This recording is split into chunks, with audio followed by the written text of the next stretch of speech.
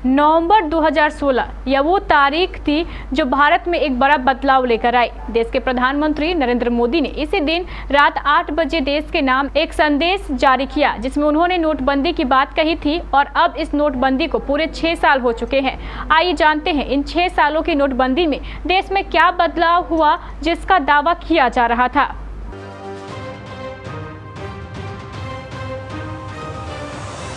देश में हुई नोटबंदी के पूरे 6 साल बीत चुके हैं। 8 नवंबर 2016 को जब भारत के प्रधानमंत्री ने देश के नाम संबोधन में नोटबंदी की बात कही, तब एकाएक किसी को कुछ समझ ही नहीं आ रहा था।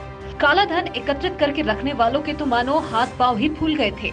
मगर पीएम ने अपने संबोधन में ये स्पष्ट किया कि ये कदम भारत में एक बड़ी क्रांति लेकर आएगा और काले धन के जमाखोरों की शामत। कुछ हद तक ऐसा हुआ भी, क्रांति भी आई, काले धन को जमा करके मौज मनाने वालों की शामत भी आई। मगर आफत उन पर आ गई जो रोजी मजदूरी और अपनी नौकरी करते हुए सीधे सादे जीवन और परिवार का पालन पोषण कर रहे थे। उनके लिए ये नोटबंदी किसी त्रासदी से कम नहीं थी।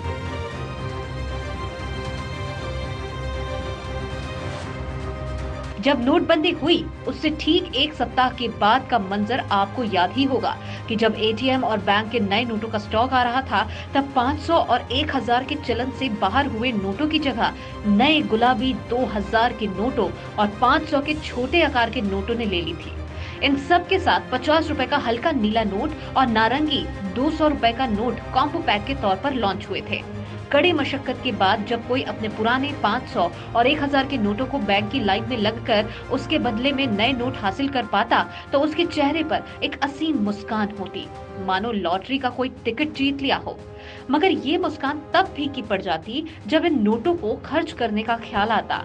आखिर ये नोट कब तक ही चलते और पुरानी जमा नकदी तो कहीं गुल्लक में या माँ की अलमारी में किसी कपड़े के नीचे सलीके से सहेज कर रखी हुई थी। उसे बदलना भी किसी झंझट से कम नहीं था, मानो कोई इन्हें बदलते हुए देखकर संदेह भरी नजरों से देख न ले।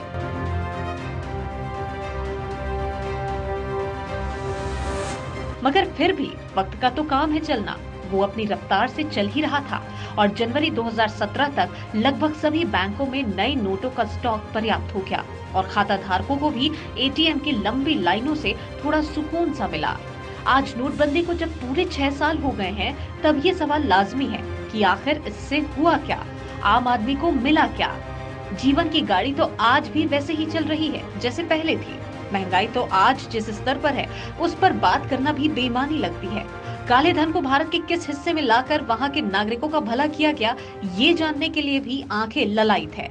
बहरहाल एक बात तो इसने जरूर सिखाई और वो थी बचत, जिसने खाते में सुरक्षित रखने वाले एटीएम से निकलकर दम्भ भरते थे।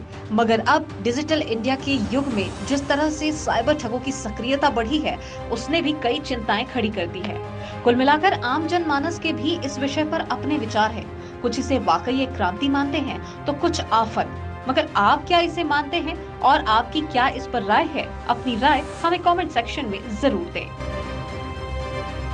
Bureau report, KBC news.